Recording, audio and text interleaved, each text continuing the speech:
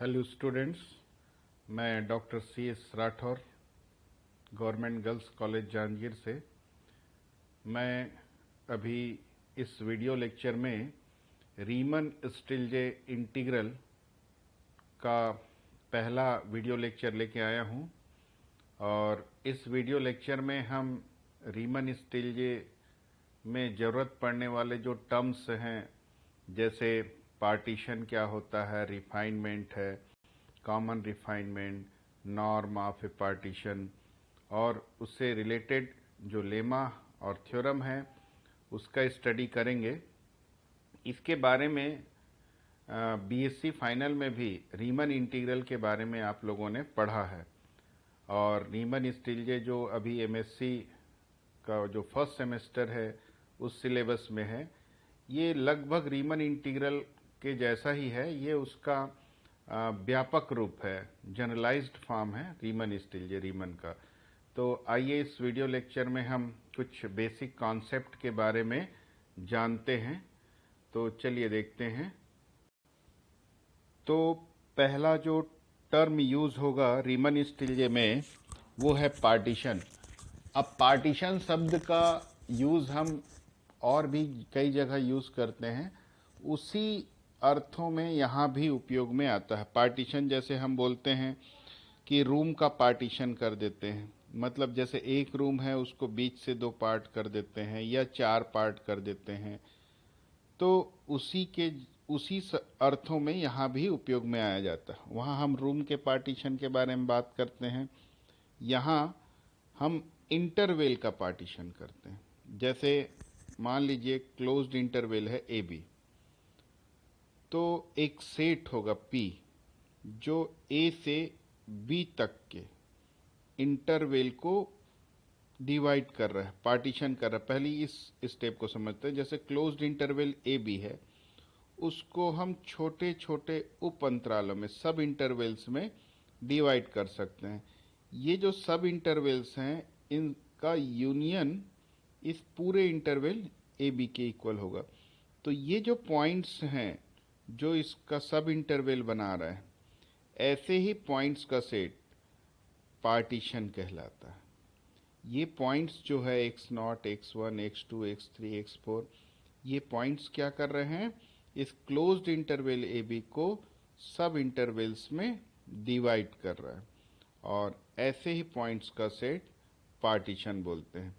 तो पार्टीशन क्या होता है, एक सेट है ऐसा जिसमें एलिमेंट्स इंक्रीजिंग ऑर्डर में अरेंज हैं और ये क्लोज्ड इंटरवल को डिवाइड करते हैं सब इंटरवल्स में, तो इसको बोलते हैं पार्टीशन।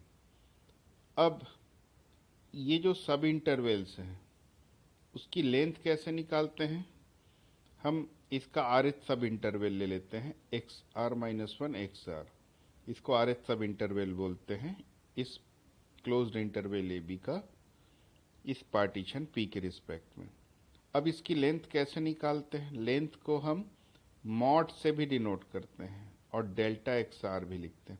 इसको मॉड ऑफ XR-1 XR भी लिखते हैं या डेल्टा XR, किसके इक्वल होता है, XR-1।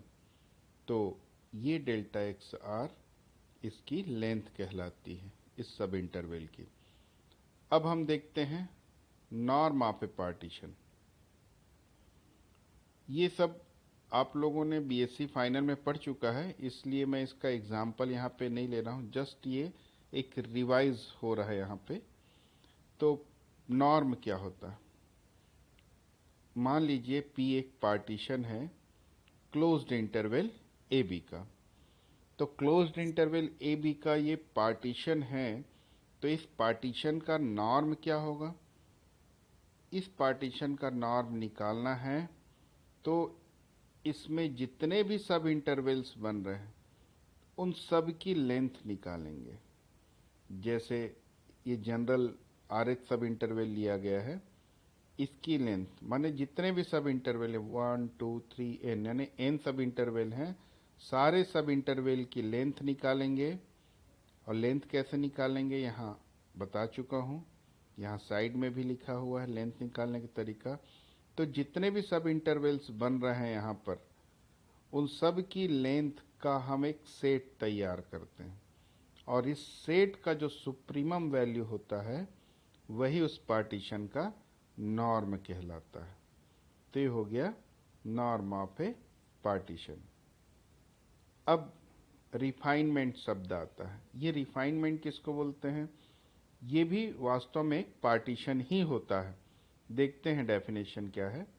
Suppose P and P asterisk be two partitions of closed interval AB, and P is subset of P asterisk, means P asterisk contain all the points of P. Then P asterisk is called refinement of partition P. मतलब P और P asterisk दोनों ही partitions हैं, लेकिन P asterisk क्या कर रहा है? P के सारे पॉइंट्स को कंटेन कर रहा है, माने बड़ा सेट है, बड़ा पार्टीशन है। तो ऐसे पार्टीशन P asterisk को P का रिफाइनमेंट कहते हैं। अब इसमें दो रिजल्ट्स हैं जो आगे हमको यूज होगा, कि यहीं पर देख सकते हैं पार्टीशन का नॉर्म ये जीरो कब हो सकता है? जीरो तभी होगा जब इसका सुप्रीमम वैल्यू जीरो होगा। जितने सब इंटरवल्स हैं उन सब की लेंथ का सेट तैयार कर रहे हैं, उसका सुप्रीमम वैल्यू जीरो होगा तो नॉर्म पी जीरो होगा। तो ये जीरो कब हो सकता है? जब ये सब इंटरवल की लेंथ जीरो जीरो हो। मतलब हालांकि जीरो तो पॉसिबल ही नहीं है, टेंड्स टू जीरो बोल सकते हैं। तो norm P tends to zero कब होगा? जब इसके सबसे बड़े सब इंटरवल की लेंथ टेंड्स टू जीरो होगा। तो ऐसा कब पॉसिबल है? ऐसा तभी पॉसिबल है जब यहाँ पर पार्टीशन में इनफाइनिट नंबर ऑफ एलिमेंट्स हो। इनफाइनिट नंबर ऑफ एलिमेंट्स होगा तभी तो ये सब इंटरवल बहुत छोटा छोटा बनेगा, और सब इंटरवल बहुत छोटा छोटा यानी उसकी लेंथ टेंड्स टू जीरो होगी, तभी इसका सुप्रीमम टेंड्स टू जीरो होगा, means norm P tends to zero. तो ये रिजल्ट ध्यान रखिएगा पहला, कि norm P tends to zero कब होगा? If and only if n tends to infinity. अब दूसरा रिजल्ट, P1 और P2 मान लीजिए क्लोज्ड इंटरवल ए बी का दो पार्टीशन है, तो P1 यूनियन P2 भी एक पार्टीशन होगा उस क्लोज्ड इंटरवल का। P1 P2 पार्टीशन है तो उनका यूनियन भी उस इंटरवल का पार्टीशन होगा, और ऑब्वियसली P1 यूनियन P2 क्या होगा? P को भी कंटेन करेगा और P2 को भी।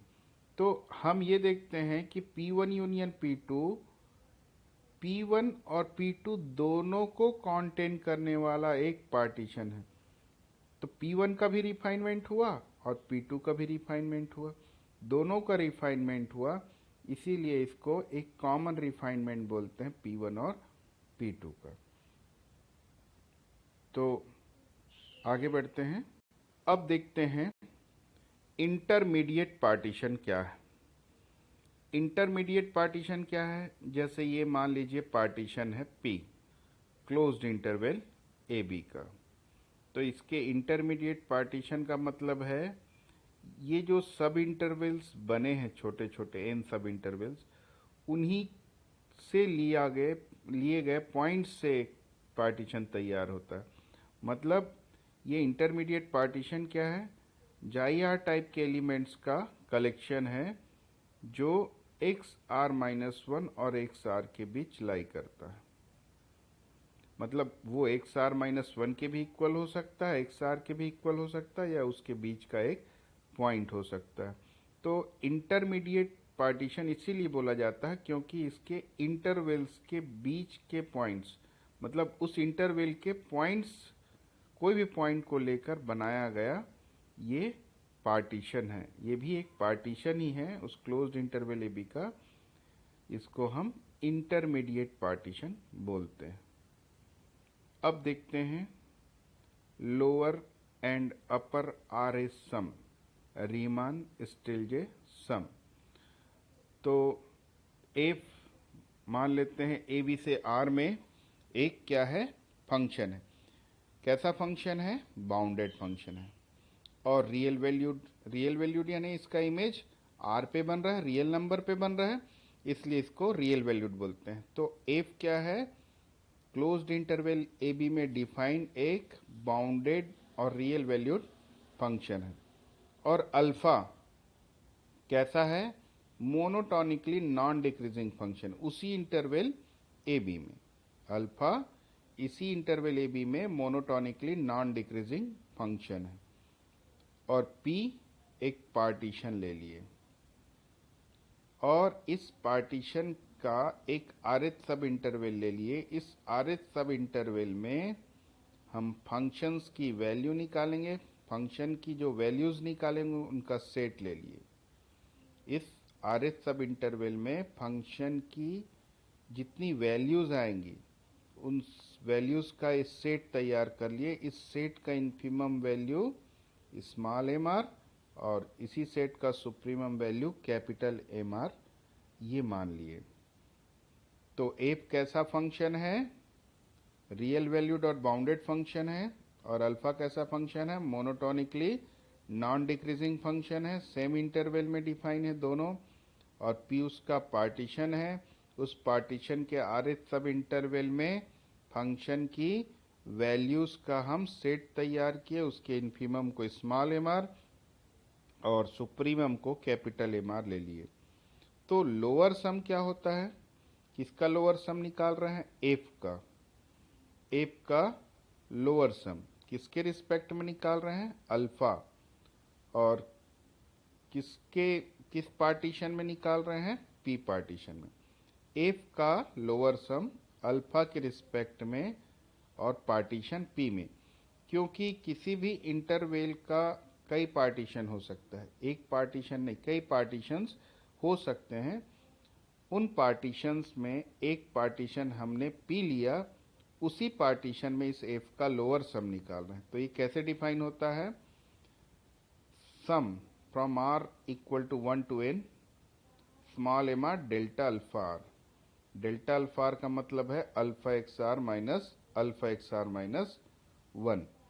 तो ये जो स्मॉल एम आर है किस इंटरवल में फंक्शन का इन्फिमम वैल्यू है? इस इंटरवल में। तो इसी इंटरवल में अल्फा के वैल्यूज का डिफरेंस है।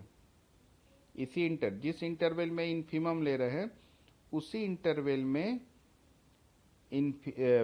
अल्फा के वैल्यूज का डिफरेंस यहाँ पर लेते हैं। जैसे यहाँ पे m1 होगा, r इक्वल टू जब 1 रखेंगे तो m1 होगा, मतलब पहला सब इंटरवल, तो alpha x one minus alpha X naught आ जाएगा। तो जो इंटरवल यहाँ पर लेंगे उसी इंटरवल में infimum plus m2 alpha x two minus alpha x one plus m3 alpha x three minus alpha x two up to nth term तक होगा। वैसे यूपीएफ अल्फा, इसका मतलब एफ का upper R S sum alpha के respect में partition P में। यहाँ पर स्मॉल एम आर की जगह कैपिटल एम आर यानी सुप्रीमम वैल्यू आ जाएगी फंक्शन की, और ये हो गया अपर सम। तो लोअर सम एंड अपर सम एक बार ब्रीफ में देख लेते हैं कि स्मॉल एम आर फंक्शन की इन्फिमम वैल्यू है R H sub interval, capital M R supremum value है उसी आर एच सब इंटरवल में। तो इन्फिमम जो वैल्यू है उससे लोअर सम डिफाइन होता है, सुप्रीमम वैल्यू से अपर सम डिफाइन होता है। अब चलिए देखते हैं लेमा। लेमा में पहला लेमा है, ये सब लेमा जितनी लेमा यहाँ पे हम देखेंगे वो सब बीएससी फाइनल के रीमन इंटीग्रल वाले टॉपिक में देख चुके हैं। बस वो रीमन इंटीग्रल था, ये रीमन स्टिल्जे, दोनों में बेसिक डिफरेंस क्या हुआ? यहाँ एक हम जनरलाइज्ड फॉर्म में पढ़ते हैं, ये जनरलाइजेशन है रीमन इंटीग्रल का, क्योंकि वहाँ पर अल्फा जो फंक्शन है यहाँ अल्फा, वहाँ पर अल्फा की जगह एक्स लिया जाता है, बस यही डिफरेंस है। अल्फा जो फंक्शन है वहाँ पे एक्स लिया जाता है। जैसे alpha x equal to x, मतलब वो आइडेंटिटी फंक्शन के रूप में अल्फा को वहाँ लिया जाता है। तो अब देखते हैं ये फंक्शन क्या है, ये लेमा क्या है। F A B to R एक बाउंडेड फंक्शन है और alpha non decreasing real valued function है। तो प्रूफ करना है कि जो लोअर सम होगा एफ का अपर सम से छोटा होता है या इक्वल होता है। अब इसको प्रूफ करने के लिए हमारा लिखने का तरीका वही रहेगा जो हम डेफिनेशन में लिखे, L P F alpha U P F alpha के सेम वही तरीका है। Let A from A B to R be bounded and alpha be non-decreasing real valued function. Let P be a partition of closed interval AB. Then we have to show that LPF alpha less than or equal UPF alpha. अब हमको LPF alpha और UPF alpha में relation निकालना है तो P की जरूरत तो पड़ेगी, इसलिए P ले लिए। अब लोअर सम और अपर सम निकालने के लिए इस पार्टीशन के जितने सब इंटरवल्स हैं वहां पर इन्फीमम और सुप्रीमम निकालेंगे, क्योंकि L P F alpha infimum के फॉर्म में डिफाइन होता है, you P F alpha supremum के फॉर्म में डिफाइन होता है। इसलिए हम इसके एक आर एच सब इंटरवल में फंक्शन का इन्फीमम और उसी सब इंटरवल में फंक्शन का सुप्रीमम वैल्यू ले लिए। तो small M R infimum, capital M R supremum ले लिए। अब हम सेम इंटरवल में फंक्शन का इन्फीमम सुप्रीमम निकाल रहे हैं, तो ऑब्वियसली क्या हो गया, सुप्रीमम इन्फीमम से बड़ा ही होगा या इक्वल हो सकता है। तो ये रिलेशन ऑब्वियसली है। अब इसमें दोनों तरफ डेल्टा अल्फा आर से मल्टीप्लाई कर दिए। अब डेल्टा अल्फा आर से मल्टीप्लाई करने से यहाँ इनइक्वलिटी चेंज नहीं होगी। क्यों नहीं होगी? क्योंकि डेल्टा अल्फा आर पॉजिटिव है। और पॉजिटिव क्यों है? क्योंकि अल्फा नॉन डिक्रीजिंग है। नॉन डिक्रीजिंग है यानी अल्फा एक्स आर माइनस 1 से बड़ा ही होगा या इक्वल होगा, और ये बड़ा है तो इन दोनों का difference greater than or equal 0 होगा, यानी डेल्टा अल्फा आर पॉजिटिव है या 0 है, मतलब निगेटिव नहीं है। तो नॉन निगेटिव नंबर का मल्टीप्लाई करेंगे तो इनइक्वलिटी अनचेंज रहता है। अब ये सारे आर के लिए R equal to 1 to n जितने सब इंटरवल्स हैं सबके लिए यही है, इसलिए इसका सम कर देते हैं। सम के लिए भी ये होल्ड करेगा, और ये sum L P F alpha के इक्वल है, ये sum U P F alpha के इक्वल है।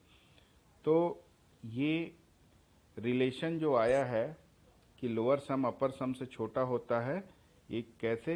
एक ही पार्टीशन, सेम पार्टीशन पे हम लोअर सम निकाले, उसी पार्टीशन पे अपर सम निकाले। अभी इसी का एक और आगे लेमा देखेंगे जिसमें ये अलग अलग पार्टीशन के लिए भी ये कंडीशन होल्ड करता है। अभी तो हम एक ही पार्टीशन में लोअर और अपर सम निकाले, तो चलिए आगे देखेंगे।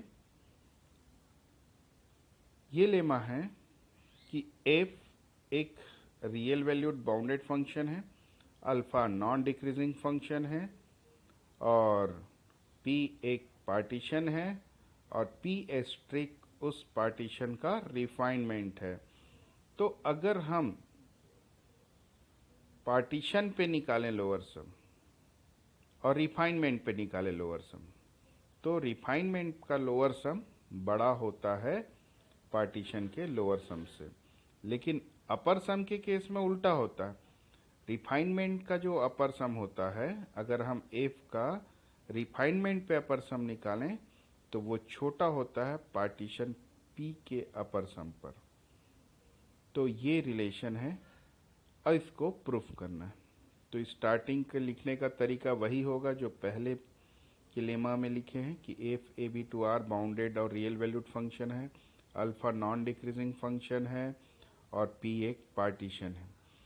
अब हमको इस रिफाइनमेंट पी एस्ट्रिक को डिफाइन करना के लिए प्रूफ करना। तो रिफाइनमेंट का मतलब क्या होता है? रिफाइनमेंट का मतलब जो पार्टीशन पी के सारे एलिमेंट्स को रखे और कम से कम एक एक्स्ट्रा एलिमेंट हो, 2 एक्स्ट्रा एलिमेंट भी हो सकता है, 3 भी हो सकता है, या उससे भी ज़्यादा एक्स्ट्रा एलिमेंट हो सकते हैं पी स्टार। मतलब पी के सारे एलिमेंट को तो रखे ही, और उसके अलावा और भी एलिमेंट्स होने चाहिए पी स्टार में। तो हम इस लेमा को एक ज़्यादा एलिमेंट रखने वाले रिफाइनमेंट के लिए प्रूफ कर दें, तो और ज़्यादा एलिमेंट रखने वाले रिफाइनमेंट के लिए तो ऑब्वियसली प्रूफ हो जाएगा। तो हम इस लेमा को ऐसे रिफाइनमेंट के लिए प्रूफ कर देते हैं जो इस पार्टीशन पी से ठीक एक ज़्यादा एलिमेंट ईटा रखता है, एक एक्स्ट्रा एलिमेंट है इसके कंपैरिजन में, और ये एक्स्ट्रा एलिमेंट कहीं भी हो सकता है इसमें। तो हमने कहाँ एज्यूम कर लिया उसको, आरएथ जो सब इंटरवल बन रहा था उसी के बीच में आ गया एक एक्स्ट्रा पॉइंट। तो अब ये भी रिफाइनमेंट हो गया पी का, जो ठीक एक ज़्यादा एलिमेंट रख रहा है। तो अब हम इस पहले रिजल्ट को प्रूफ करना चाहते हैं, फिर दूसरे रिजल्ट को आप इसी तरीके से प्रूफ कर सकते हैं। मैं यहाँ पे सिर्फ पहले रिजल्ट को प्रूफ करके बता रहा हूँ। तो हम इसके ith सब इंटरवल में फंक्शन का इन्फिमम वैल्यू स्मॉल एम आई ले लेते हैं, और ये जो rth सब इंटरवल है यहाँ पर, वो दो सब इंटरवल बना लिया P1 में। तो इन दोनों सब इंटरवल में फंक्शन की इन्फिमम वैल्यू लेते हैं। तो XR-1 ईटा इस सब इंटरवल में फंक्शन की इन्फिमम वैल्यू MR डैश लेते हैं, और ईटा XR इस सब इंटरवल में MR डबल डैश लेते हैं। अब MR ये जो सब इंटरवल था, ये दो सब इंटरवल में और डिवाइड हो गया। इस सब इंटरवल में फंक्शन की इन्फिमम वैल्यू स्मॉल MR, इसमें MR डैश, इसमें MR डबल डैश। तो अब इन तीनों में रिलेशन देखते हैं, यहाँ देखते हैं। ये XR-1 XR के बीच में एक पॉइंट ईटा है, ईटा कहीं पर भी हो सकता है इस इंटरवल में। तो देखते हैं XR-1 ईटा इस इंटरवल में इन्फिमम MR डैश, और स्मॉल MR क्या है इस पूरे इंटरवल में इन्फिमम वैल्यू। तो MR डैश और MR में क्या रिलेशन हो सकता है समझने की कोशिश करते हैं। यहाँ पे ईटा तक XR-1 से ईटा तक के पॉइंट में इन्फिमम MR डैश है। अब जब हम इस पूरे इंटरवल में इन्फिमम निकालेंगे तो ईटा के आगे बढ़ेंगे। जब ईटा पॉइंट से आगे बढ़ेंगे तो बहुत सारे पॉइंट्स मिलेंगे जहां हम फंक्शन की वैल्यू निकाल पाएंगे। तो हो सकता है इधर के पॉइंट्स में जो हम फंक्शन की वैल्यू निकालेंगे वो इधर जो इन्फिमम आया है उससे भी छोटा आ सकता है। अगर इससे भी छोटा आ गया यहाँ पर, तो पूरे इंटरवल में जो इन्फिमम लेंगे वो इससे भी छोटा हो जाएगा। जो हम स्मॉल MR बोल रहे हैं वो इससे भी छोटा हो जाएगा। या ऐसा भी हो सकता है कि इधर के सब इंटरवल में हम इन्फिमम निकालेंगे तो इससे छोटा ना आ पाए, इससे बड़ा आ पाएगा, और इससे बड़ा आ गया तो क्या होगा, इस पूरे इंटरवल में इन्फिमम यही रहेगा। यानी उस केस में MR किसके इक्वल हो जाएगा, MR डैश के। मतलब MR डैश के या तो इक्वल होगा या MR डैश से छोटा होगा। ये रिलेशन सेम हम इस सब इंटरवल के लिए भी समझ सकते हैं। तो क्या मिल जाएगा, MR डबल डैश से छोटा या इक्वल हो जाएगा। अब हम LPF अल्फा से चालू करते हैं, लोअर सम से।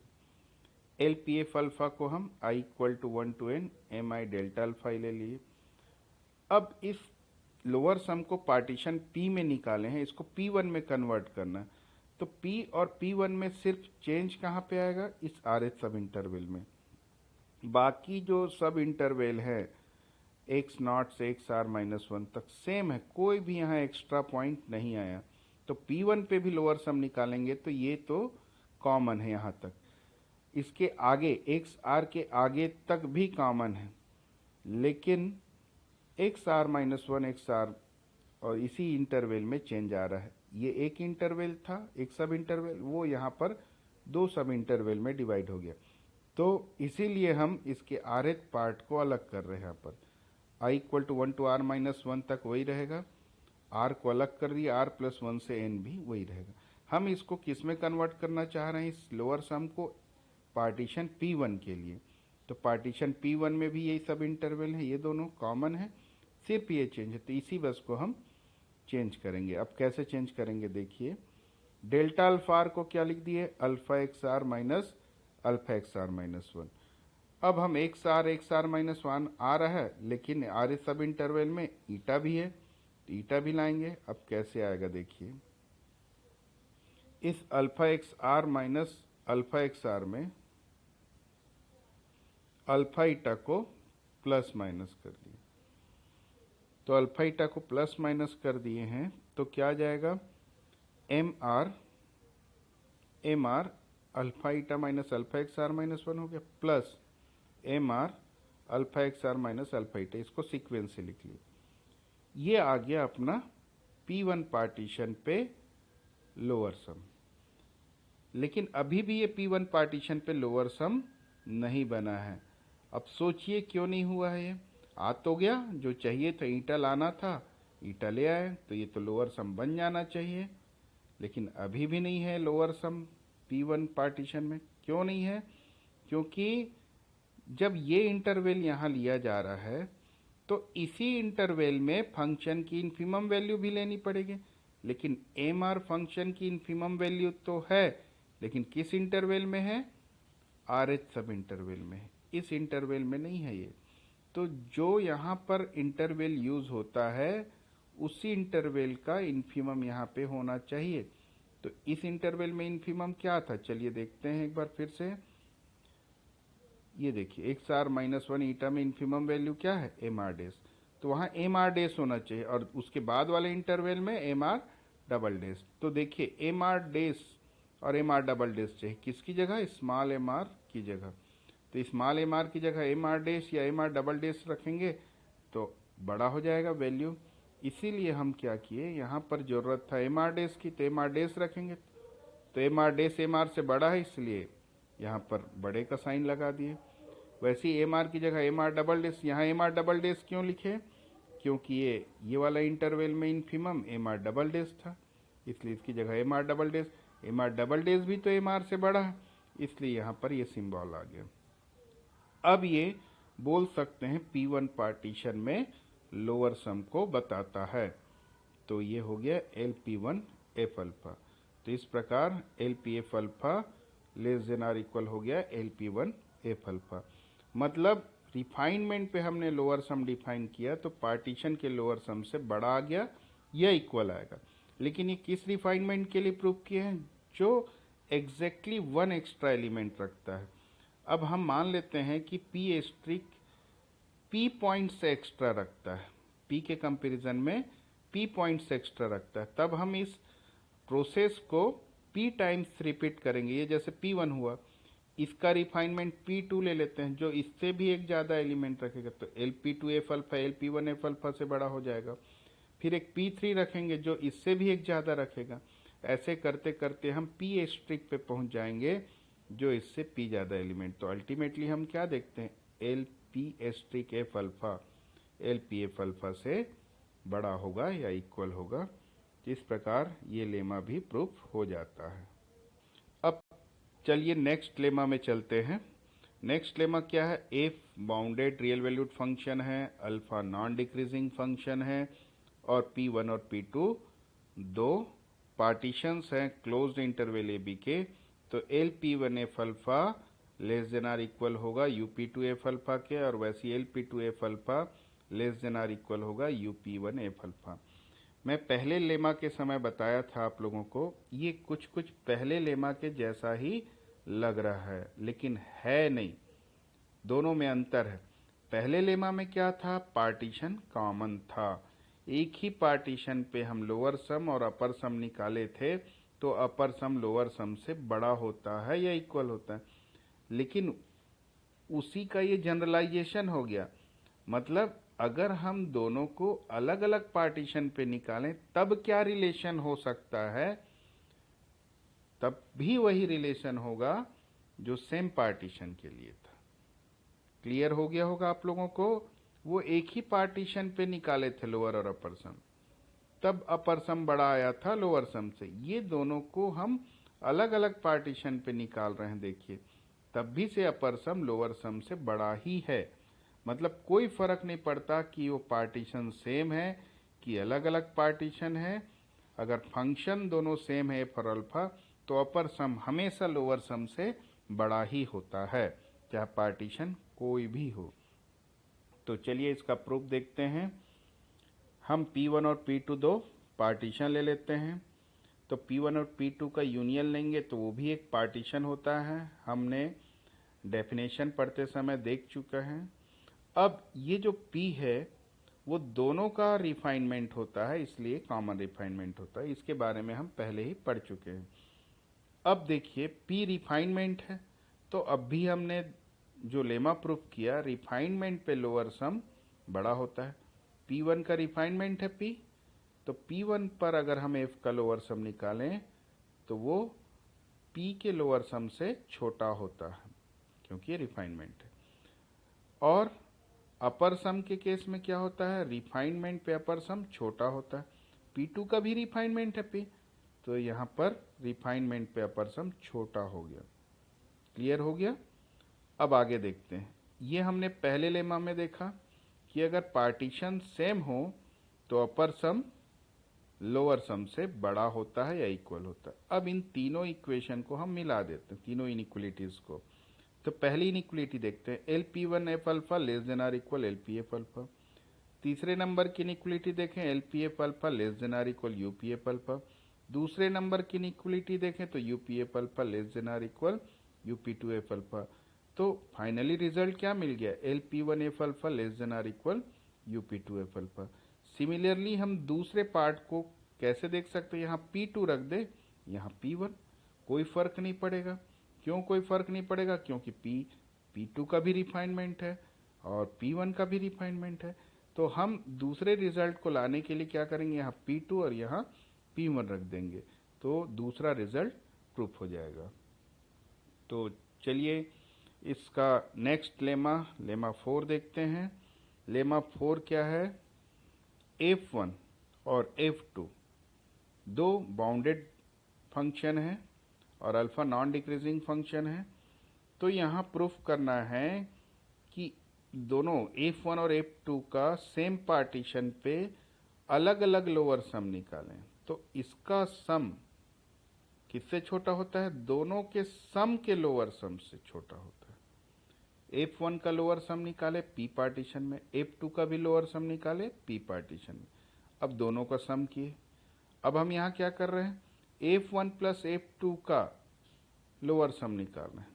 तो ये लोअर सम क्या होगा, उन दोनों के सम से बड़ा होता है, लेकिन अपर सम के केस में ये अलग अलग सम से छोटा होता है या इक्वल होता है।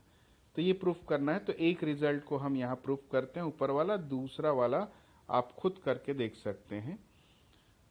अब P पार्टीशन ले लिए, पार्टीशन की जरूरत तो पड़ेगी, कॉमन एक ही पार्टीशन यूज हुआ, P1 P2 टाइप का यहाँ पे मैटर नहीं है, तो एक ही पार्टीशन है P।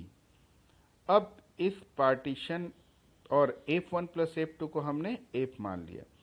अब तीनों का इन्फीमम, क्योंकि तीनों पे लोअर सम लेना है, F2 का भी लोअर सम लेना है, F1 का भी और F1 प्लस F2 का, तो लोअर सम लेना है यानी तीनों का इन्फीमम लेना होगा RH सब इंटरवल में। F मतलब F1 प्लस F2 का इन्फीमम स्मॉल mr, F1 का इन्फीमम mr डैश, F2 का इन्फीमम mr डबल डैश। तो ये क्योंकि इन्फीमम है F1 का mr डैश, तो इन्फीमम क्या होता है, इस फंक्शन के इस इंटरवल में जितनी वैल्यूज हैं उन सब से छोटा होगा या इक्वल होगा। तो mr डैश F1x से छोटा या इक्वल होगा। सेम mr डबल डैश क्या है, F2 का इन्फीमम वैल्यू है, इसलिए F2 का इस इंटरवल में जो भी वैल्यू होगा उससे छोटा ही होगा, इस इंटरवल में, सिर्फ इसी इंटरवल में। अब इन दोनों का सम करते हैं तो क्या होगा, F1 प्लस F2 इससे बड़ा होगा। F1 प्लस F2 को हमने क्या माना है, F, यानी F बड़ा होगा। तो F इस इंटरवल में mr dash plus mr double dash से बड़ा है, तो इस इंटरवल के सभी वैल्यू पर F बड़ा है इससे, तो इसका इन्फीमम वैल्यू भी क्या होगा, इसके सम से बड़ा होगा। और इसके इन्फीमम वैल्यू को हमने क्या माना है, mr, यानी small mr dash plus mr double dash से बड़ा होगा। अब दोनों तरफ डेल्टा अल्फा आर से मल्टीप्लाई कर दिए, इनइक्वलिटी अनचेंज होगी, पहले लेमा जैसा कॉन्सेप्ट लगा दिए, delta alpha R greater than or equal 0, non negative है इसलिए इनइक्वलिटी चेंज नहीं होगी। ये for all R equal to 1 to n है, इसलिए सम के लिए भी होल्ड करेगा। और ये सम क्या होगा, P पार्टीशन में F1 का लोअर सम होगा, ये P पार्टीशन में F2 का लोअर सम होगा, और ये P पार्टीशन में F का लोअर सम होगा। F मतलब F1 प्लस F2। तो ये रिजल्ट प्रूफ हो गया। सेम ये भी रिजल्ट आप लोग करके देख सकते हैं, इजी है। तो लगभग सारे लेमा इस वीडियो लेक्चर में कंप्लीट हो जाता है। अब आगे की वीडियो लेक्चर में हम और आगे के थ्योरम्स देखेंगे।